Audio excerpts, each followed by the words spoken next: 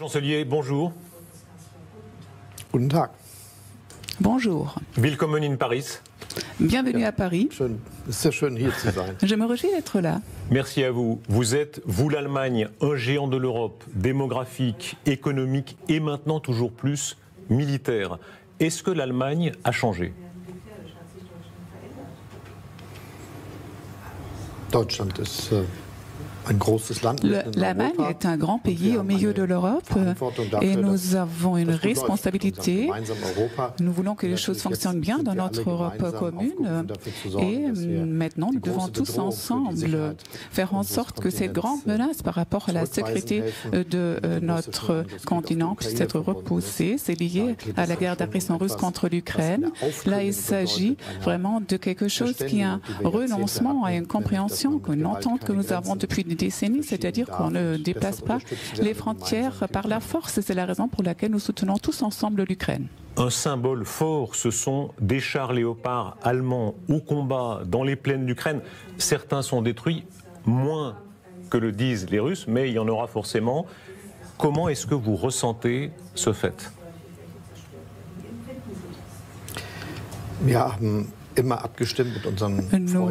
Nous sommes toujours concertés avec nos amis. Nous avons agi de cette manière. Nous avons toujours fait preuve beaucoup de prudence par rapport à la livraison des armes. Nous l'avons fait dès le début. Nous le faisons toujours de cette manière.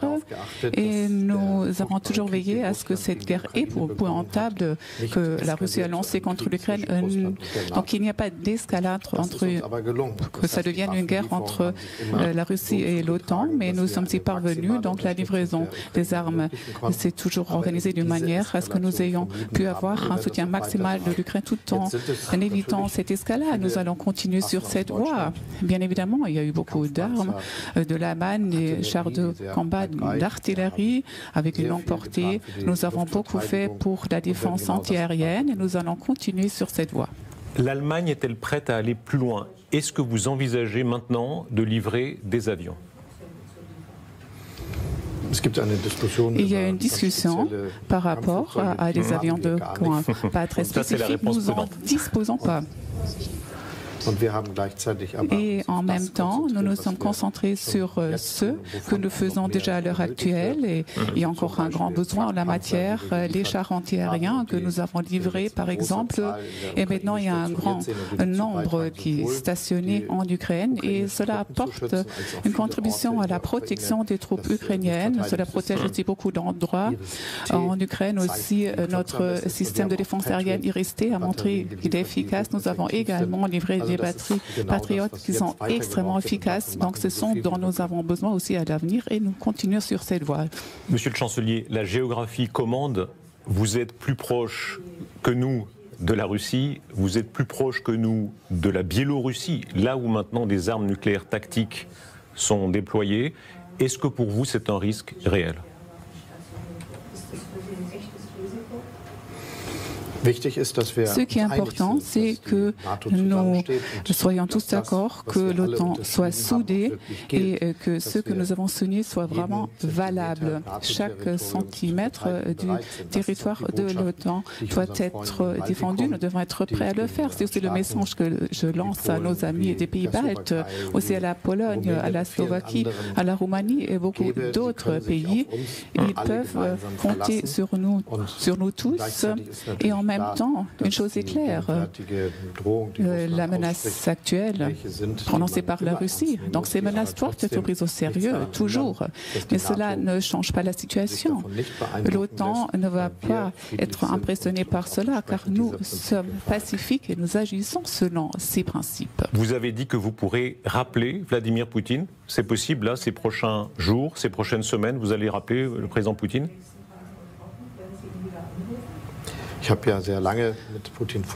Avant la guerre, j'ai parlé avec le président Poutine très longtemps. Oui, votre table était plus petite. Le président Macron sur une longue table. Je n'ai pas mesuré la longueur de la table. Mais la situation était la suivante. Je lui ai parlé à plusieurs reprises. C'était toujours des entretiens très longs.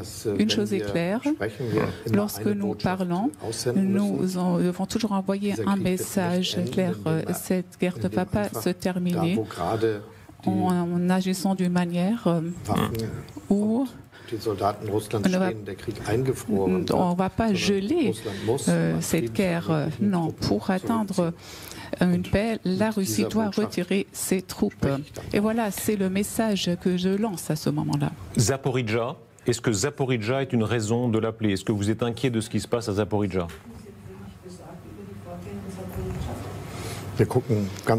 Nous regardons de près comment les choses se passent. L'agence internationale de l'énergie nucléaire regarde de près comment les choses se passent. C'est dangereux, mais jusqu'à présent, nous avons l'impression qu'il n'y a pas un danger imminent. Est-ce que la personne de Poutine est dangereuse? Tant que Poutine reste au pouvoir, est-ce que c'est un danger?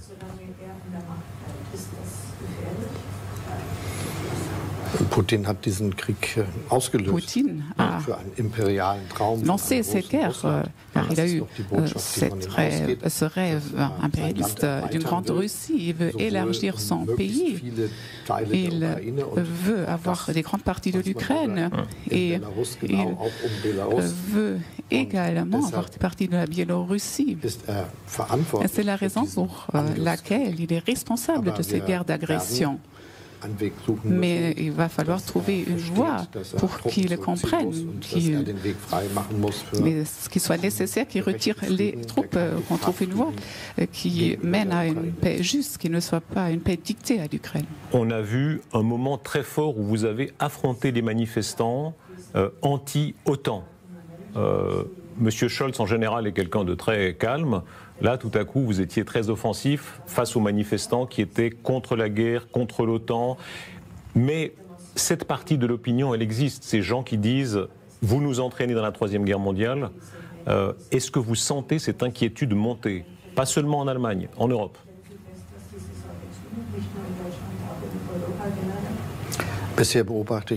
Jusqu'à présent, je ne fais pas cette observation, mais il y a cette préoccupation. Et il reste donc important que nous fassions preuve de sagesse en agissant. Il faut toujours veiller à ce que nous fassions. Cela crée de la confiance. Il y a toujours des personnes qui pensent qu'il faudrait encore faire davantage. Il y a d'autres qui pensent qu'il faudrait rien faire. Et c'est la raison pour laquelle nous devons nous retrouver au milieu. Nous devons agir de manière équilibrée. Et cela va être couronne de succès si nous pouvons créer de la confiance aussi pour ceux qui pensent qu'on devrait moins faire.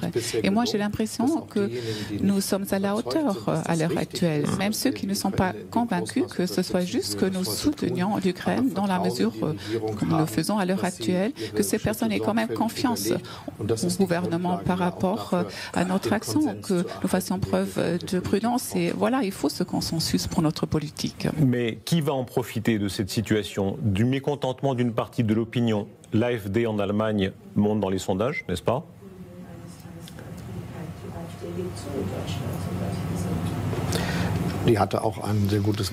L'AfD avait également un très bon résultat lors des dernières élections législatives. Je suis convaincu que l'AfD aura à peu près le même résultat lors des prochaines élections. Et maintenant, il s'agit de la chose suivante.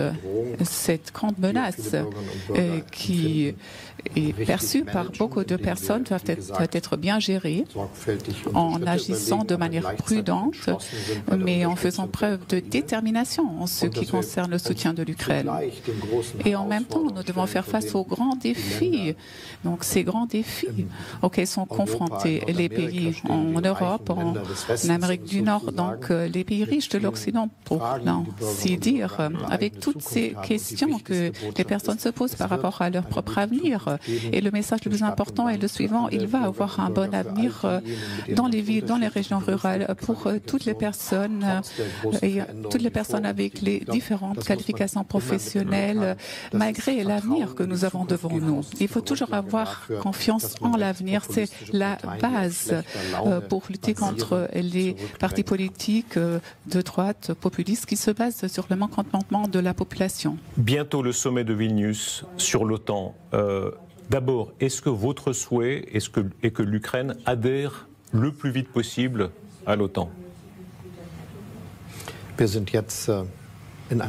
À l'heure actuelle, nous nous trouvons dans une situation très concrète. Il s'agit de soutenir l'Ukraine lorsqu'il s'agit donc de la lutte en faveur de la souveraineté, de l'intégrité de son propre pays. Nous le faisons dans une large mesure et c'est également la chose la plus importante de nos discussions au sein de l'OTAN.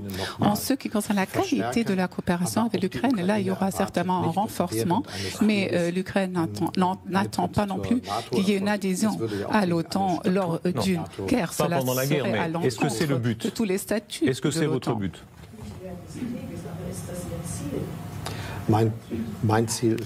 Mon objectif est le suivant. Nous devons soutenir l'Ukraine pour qu'elle puisse défendre son intégrité, sa démocratie, sa liberté. La décision des Ukrainiens d'adhérer à l'Union européenne, donc cette fois euro-atlantique, c'était aussi une volonté populaire. Et là, nous voulons soutenir l'Ukraine. L'Ukraine, évidemment, elle veut adhérer le plus vite possible. Elle a peur des formules générales, vous faites partie de la grande famille de l'OTAN, etc. Elle veut du concret. Est-ce que des garanties de sécurité concrètes peuvent être données à l'Ukraine, ou au fond, elle est dans la salle d'attente?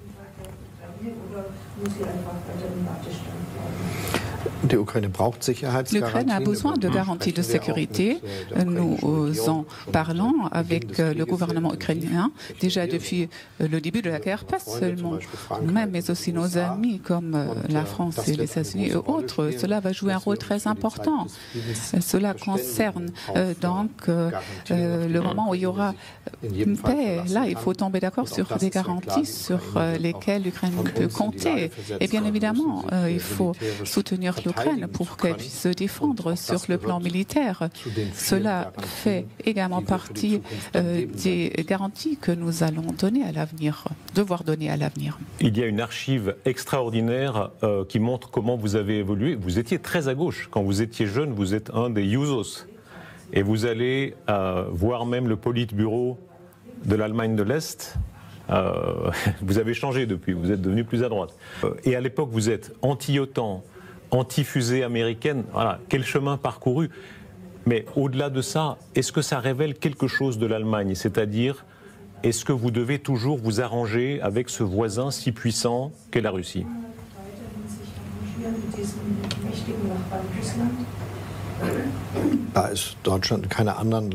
L'Allemagne est dans la même situation comme tout autre pays européen.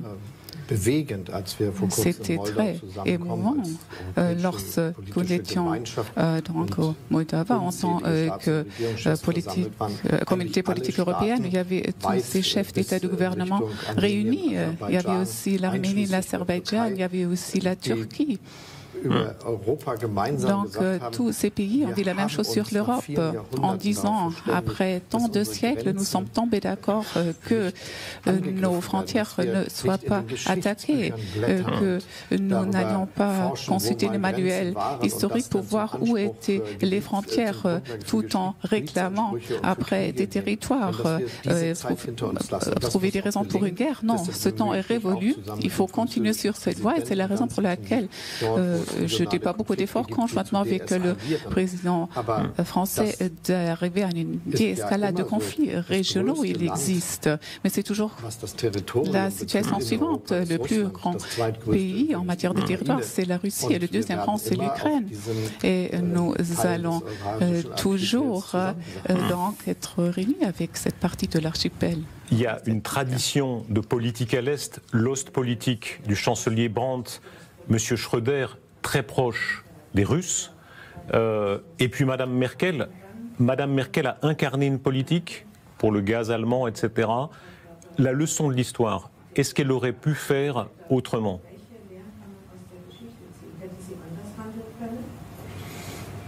Tout d'abord, J'aimerais encore parler de l'Ostpolitik, cette politique de détente de Willy Brandt et Helmut Schmidt la fin des années 70, début des années 80. J'aimerais faire l'éloge de cela. C'était très important, c'était indispensable par rapport à cette Europe soudée d'aujourd'hui. Donc les pays de l'Europe centrale et orientale aient pu avoir la liberté d'adhérer à l'Union européenne, d'adhérer à l'OTAN. Donc les bases ont été jetées à l'époque. Et on était toujours conscient du fait qu'il y avait des réalités dangereuses. À l'époque, nous avons dépensé beaucoup plus pour la défense qu'aujourd'hui. Et je pense qu'il est important de le voir. Il faut toujours rester réaliste lorsqu'on agit, aussi par rapport aux personnes avec lesquelles on parle. Donc il ne faut pas être faible. Je pense que c'est très important. Cela vaut pour toute politique qui mise sur la diplomatie. Ce que nous apprenons tous des dernières années est la chose suivante. Il est toujours faux donc d'avoir des dépendances économiques. C'est un message que je lance aussi aux entreprises européennes et en Amérique du Nord. Une relation par rapport aux livraisons, aux chaînes d'approvisionnement n'est pas suffisant. Il faut peut-être avoir deux si on a des difficultés à un moment donné. Donc maintenant, nous avons pris des décisions qui nous permettent de réagir aussi lorsque nous avons des phases difficiles avec des partenaires économiques. Et cela est quelque chose qui va marquer les décisions des entreprises, mais aussi des États en Europe. Vous êtes très différent d'Emmanuel Macron, de caractère. Lui, très volubile, un peu théâtre peut-être. Vous, très austère, assez autoritaire. Est-ce que c'est vrai qu'en Allemagne, on vous surnomme dans votre administration OVD, Olaf Wilders? Olaf veut ça?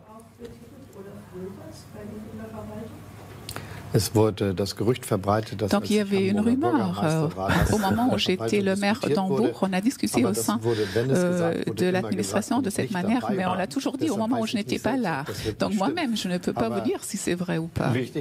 Mais ce qui est important est qu'on assume cette responsabilité de direction. Il faut prendre des décisions. Les commentateurs ont tous dit qu'avec Emmanuel Macron, au début, le contact était un peu difficile. Vrai ou faux? Est-ce qu'aujourd'hui, ça se passe bien?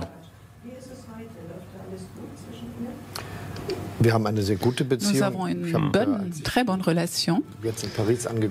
Quand je suis arrivé à Paris, j'ai dit au président que je me sens chez moi ici. Je connais très bien tous les endroits et cela est un signe de notre bonne relation. Il vient juste me rendre visite à Potsdam, donc la ville dans laquelle j'habite, et cela montre que nos réunions sont très aimables. Mais ce n'est pas seulement une image, c'est véritablement comme ça.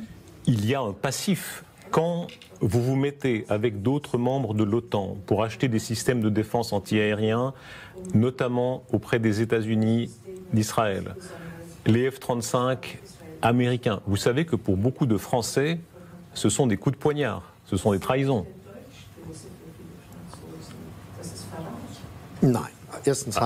Pourquoi pas du matériel européen? Tout d'abord, nous développons conjointement avec la France pour les années 2040 un système de défense antiaérien conjoint, donc des avions, un système de drones, aussi un cloud par lequel sont pilotées les différentes opérations. C'est un projet très grand, très ambitieux, et là, je vous nomme seulement un. Nous avons acheté des avions américains, surtout pour la participation nucléaire, et cela est censé, vu que ce qui doit être transporté au cas des cas. Est-ce que ça n'est pas révélateur? Vous dites effectivement les F-35 c'est pour le nucléaire. Au-delà de la guerre économique, elle existe. Est-ce que ça n'est pas révélateur d'une réalité? C'est que votre sécurité est garantie par les États-Unis d'Amérique. Là, l'ultima ratio de la protection nucléaire, pour les Français, c'est la bombe. Pour vous, c'est la bombe américaine.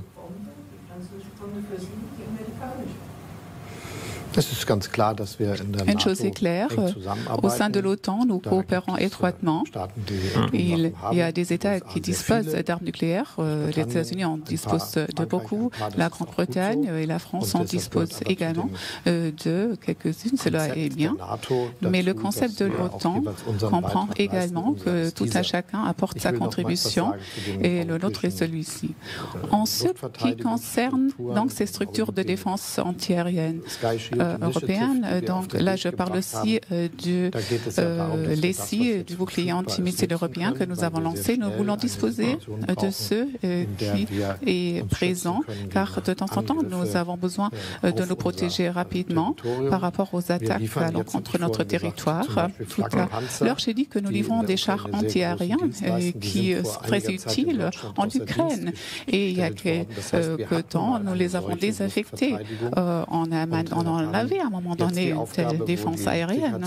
Et vu que la situation de sécurité a changé, nous avons dû changer cela de manière à court terme. Nous utilisons déjà des systèmes patriotes qui fonctionnent très bien en Ukraine. Nous utilisons également le système IRIS-T allemand en Ukraine. Il est bien si nous en disposons également nous-mêmes. Et cela vaut également pour le système israélien. Et cela est quelque chose que nous pouvons faire maintenant, immédiatement. Et beaucoup de pays européens pensent qu'ils ont besoin de cette protection maintenant. Et je pense que c'est une décision importante et censée au sens de notre Europe commune. Monsieur le chancelier, vous savez que l'antigermanisme, c'est un sport évidemment en France. Alors les plus critiques disent, voilà, c'est l'Allemagne opportuniste, c'est l'Allemagne égoïste. Elle a donné tellement d'argent à la Russie par le gaz. Maintenant, elle se donne à la Chine. On n'entend pas beaucoup sur les Ouïghours ou sur la situation des Chinois. Et pour la sécurité aux Américains, tout ça sont des dossiers compliqués. Mais qu'est-ce que vous répondez à ces Français qui ont ce sentiment toujours que l'Allemagne ne pense qu'à l'Allemagne? Ce n'est pas le cas. Et dans beaucoup de mes discours en Allemagne que j'adresse à un public allemand, il y a la phrase suivante, le succès de l'Europe est notre intérêt national le plus important. Et nous avons une responsabilité particulière en tant que pays, avec tant de citoyennes et citoyens, avec notre force économique au milieu de l'Europe. Nous ne pouvons pas faire semblant d'être aux marges de l'Europe tout en observant les autres. Non, il faut s'engager pour l'Europe. Nous en sommes responsables, le gouvernement, le Parlement, aussi les citoyennes et les citoyens. En Allemagne, je dis toujours, un homme politique allemand ne devrait jamais prononcer un discours en disant voilà ceux à Bruxelles, après on va à Bruxelles et après on retourne en disant voilà je leur ai dit telle ou telle chose. Non, nous devons être responsables des consensus, des compromis et il est très bien si le franco-allemand fonctionne et si nous pouvons le faire en poursuivant notre objectif européen. Un mot sur l'histoire pour conclure, Monsieur le Chancelier. Là, on voit dans cette guerre comment l'histoire revient toujours. Les dirigeants portent le poids de leur passé. Poutine et Staline, Emmanuel Macron, l'histoire de France, évidemment, il bute sans arrêt sur Napoléon, sur Louis XIV. L'histoire allemande, elle est si démocratique aujourd'hui, mais évidemment, il y a le fantôme d'Adolf Hitler. Vous êtes le successeur d'Adolf Hitler. C'est une toute autre Allemagne, évidemment, aujourd'hui, mais dans le retour de la guerre aujourd'hui, comment est-ce que vous ressentez cela? Est-ce que les Allemands perçoivent la guerre différemment encore? Est-ce qu'ils sont encore plus sensibles aux dangers de la guerre aujourd'hui?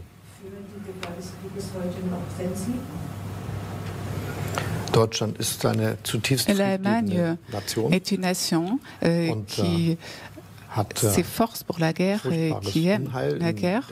L'Allemagne est responsable d'horreurs dans l'histoire. Deux guerres mondiales ont commencé en Allemagne, sont parties d'Allemagne. Au moment où notre nation s'est réunie en tant qu'État-nation, c'était une chance, une très grande chance pour l'Allemagne que ceux qui se souvenaient de cela étaient d'accord avec cette unité allemande qui était possible vu les mouvements de démocratie dans l'Europe de l'Est et aussi en RDA. Tout le monde nous a fait confiance et nous avons tiré les bonnes conséquences. Nous avons renforcé l'Union européenne et c'est ce que j'aimerais souligner ici. C'est vraiment quelque chose qui reflète donc aussi l'attitude des Allemands, que notre succès est cette Europe unie. Monsieur le chancelier, merci beaucoup. Un dernier mot en français. Vous êtes à Paris. On est dans un quartier où on distingue un peu par les fenêtres les immeubles haussmanniens. Vous parlez français? Quelques mots? Non. Ça fait un déjà. C'est très bien. J'ai appris le français pendant 3 semaines et vu que j'ai appris le latin à l'école, je peux bien lire les choses. Et si quelqu'un parle lentement très bien, je comprends beaucoup. On peut parler latin, on peut remplacer l'anglais européen par le latin. Non. Herr Bundeskanzler, danke sehr. Merci beaucoup. Merci beaucoup. Merci beaucoup.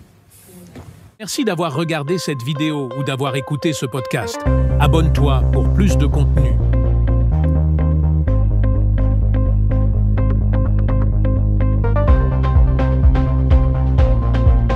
Merci d'avoir regardé cette vidéo ou d'avoir écouté ce podcast. Abonne-toi pour plus de contenu.